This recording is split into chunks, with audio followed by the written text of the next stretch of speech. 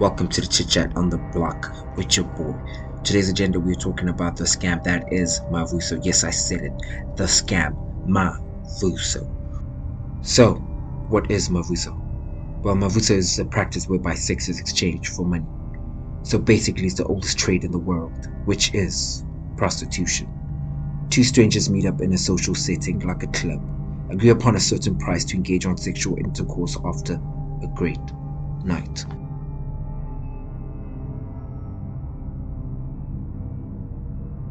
The origins of Mavuso is in South African townships, where they are marketed through big parties called Stokvel Mavuso, which basically mean hookup parties. The nation of South Africa was made aware of the phenomenon once a lady who was partaking in one of the events passed on in a stranger's back room. Basically, the man didn't know her name, know where she was from, know her family.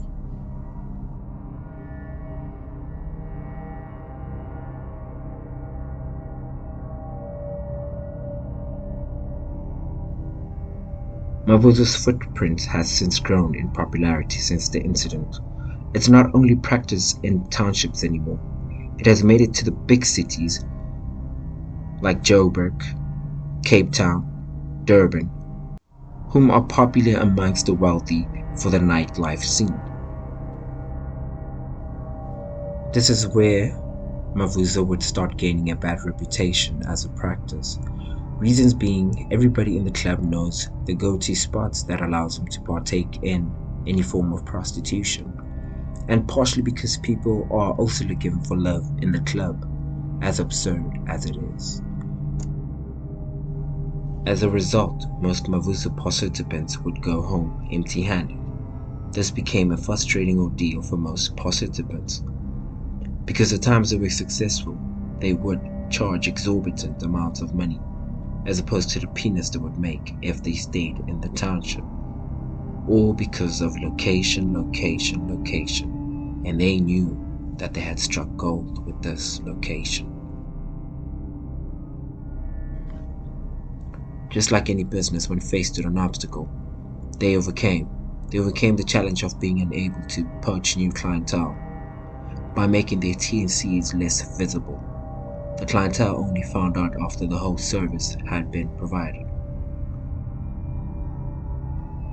This is how Mavuso became an extortion practice, because the essence of the negotiation of Mavuso was lost. Now what people had was a non-negotiated Mavuso, which was a really unfair practice on its victims, as the prices that were quoted after what the victim would now learn to be a service would be tremendously high. And that's too big of a price to pay for someone who you thought was genuinely into you due to your Mac game. Too big of a price. Unfortunately, these victims could not opt out of paying, as they would be threatened with criminal charges, and not just any criminal charge, but a criminal charge of rape. In a country so rampaged by a rape culture, any slam dunk case that would see an alleged perpetrator thrown in jail, the government ensures it acts out quickly in order to help their stats and overall outlook of them fighting the crime.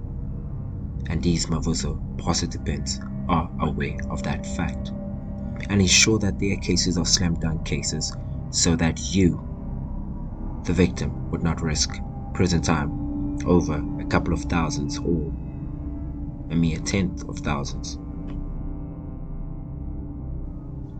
The amount you are charged is based on a couple of factors, like the amount you spent in the club the night before, your overall trip. If you're wearing expensive designers from head to toe, you are screwed. Your watch, your car. If you're driving an expensive German or supercar, you're still screwed.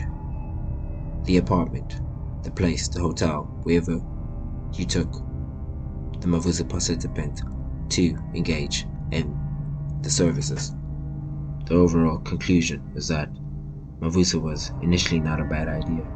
I mean, considering the growth of the practice, one would only lend a voice in advocating the South African government to legalize the sex trade, as it's being performed regardless, and they may as well get some taxes out of it and really get to call themselves pimps. But all said and done, non-negotiated Mavuso must fall though. It is an extortion.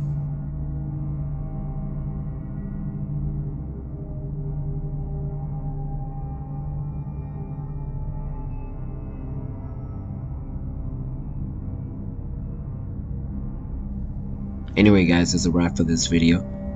Thank you for listening so far.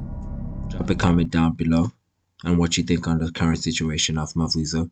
And yep, see you on the next one.